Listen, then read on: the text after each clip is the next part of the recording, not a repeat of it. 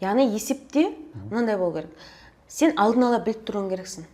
Мына үйді осынша аламын. Осы жобада мен бұған ремонт жасаймын. Осы жобада мен оның налогы бар, басқасы шығындарын алып тастаймын. Сонда мен осы жобада сатамын. Яғни егер сен анализ зерттеп осы жерде ремонтымен сатылып жатқан үйлер болса, сен ол жерге анализ жасауың керексің. Және смета деген нәрсе бар ремонтта. Сметадан сен асып кетпеуің керексің.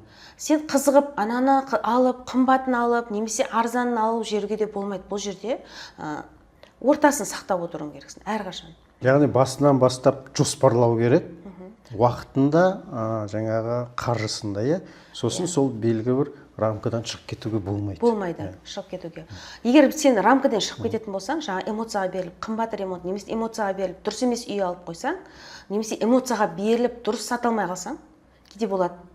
Эмоцияға беріліп, дұрыс саталмағанда. Ой, мына ванна күшті екен деп алып қойып салып жүрсеңіз, ол да ертең өзін ақтамайды. Дұрыс саталмасаң, мысалы, бірінші сауда деп басқа деп сен егер есебін дұрыс шығарып, өзің маржаңды есептеп, барып сен сатуың керексің, бағасын қоюың керексің.